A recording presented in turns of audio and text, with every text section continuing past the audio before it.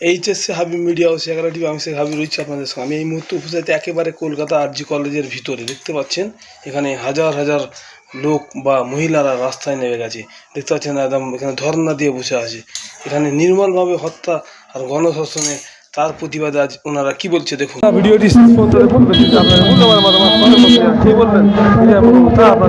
We want justice R immediately। এটা কোনোদিন আমরা লং টার্ম আমরা চাই না, আমরা ইমিডিয়েট চাই। এই জাস্টিসটা আমরা ইমিডিয়েট চাই, কারণ একটা মেয়ের যা ক্ষতি হয়েছে তারপরে কোনো বলার ভাষা নেই। আমরা স্পিচলেস, সত্যি আমরা স্পিচলেস। খুব নির্মম একটা সাংঘাতিক ঘটনা ঘটে গেছে। এটা না ফার্দার কোনো মেয়ের সাথে না হয়, এটাই আমার অনুরোধ। মেডিকেল রিপ্রেজেন্টেটিভ শুধু না, আমরা সমস্ত কোম্পানির medical representative, managers, senior managers সবাই আমরা এখানে আছি। সো আমরা সবাই একটাই নামের আন্ডারে আছি, আমরা ফার্মাসিউটিক্যালস ওয়ার্ল্ড থেকে বিলং করি। তো সবাই আমরা এক এখানে।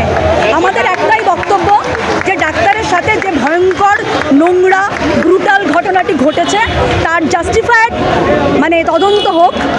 পালিয়ে যাওয়া, হারিয়ে যাওয়া, লুকিয়ে পড়া এগুলো বন্ধ হোক। যে শাস্তি পাওয়ার সে সামনে আসুক, তার উপযুক্ত শাস্তি হোক। 3 বছর পরে নয়, ফাস্ট ট্র্যাক কোর্টে শাস্তি হোক।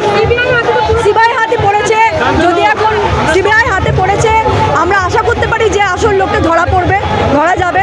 বাট আমরা চাই তো শাস্তি হোক, এরকম ঘটনা ভবিষ্যতে যেন না ঘটে, কোনো মেয়ের সাথে না ঘটে। কারণ প্রত্যেকের বাড়িতে শাস্তির জন্য কোনো সাহস না পায় কেউ। আমার তো মনে হয় এনকাউন্টার করে মেরে দেওয়া উচিত। If I am be a IAS officer or IPS officer, I will be encounter. আমি সিম্পলি এনকাউন্টার মেরে দিতাম, কারণ এই রকমের ক্রিমিনালদের এই সমাজে কোনো জায়গা না হওয়া উচিত। তারপরও কিন্তু এরা মাথা তুলে বেঁচে আছে।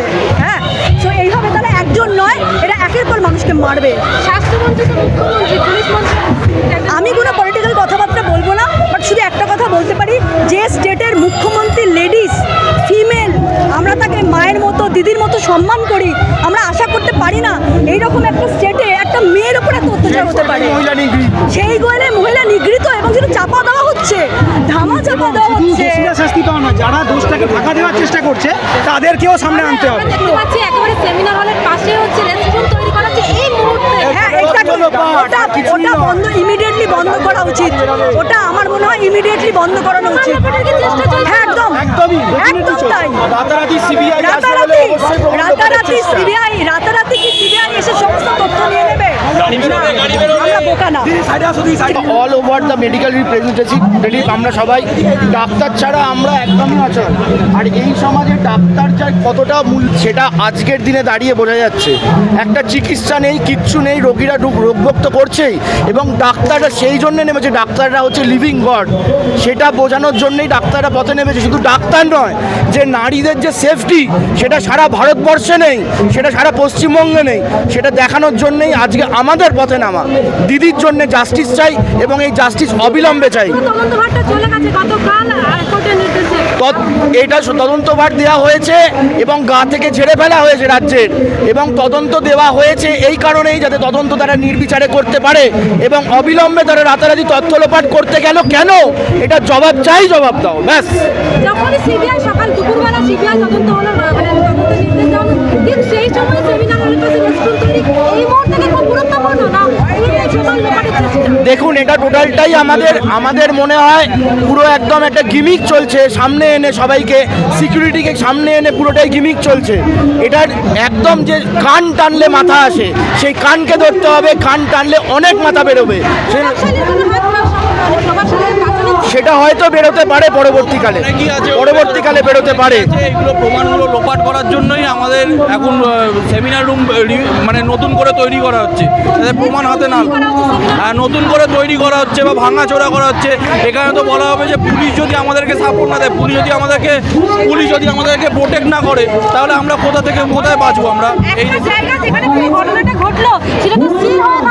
হ্যাঁ,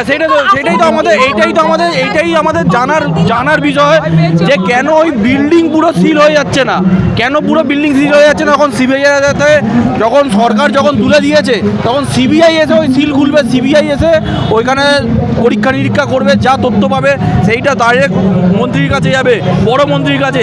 তিনি আদেশ দেবেন যে এই অপরাধে অবিলম্বে শাস্তি চাই এবং খুন ইয়ে করে দিন, যেইভাবে খুন করেছে ইতিমধ্যে ফাঁসি চাই এবং দিদির হয়ে বিচার চাই, আমরা দিদির হয়ে এসেছি। সমস্ত ডাক্তাররা শুধু দিদি নয়, বিচার চাই। আপামর যারা মহিলা জনগণ আছে, যাতে তারা সেফটি থাকে, কলকাতা শহর বলে শুধু কথা নয়, সারা অল ওভার দ্য ইন্ডিয়া যারা সেফটি থাকে, সেইটার সিকিউরিটি যাতে সবাইকে নিতে হবে।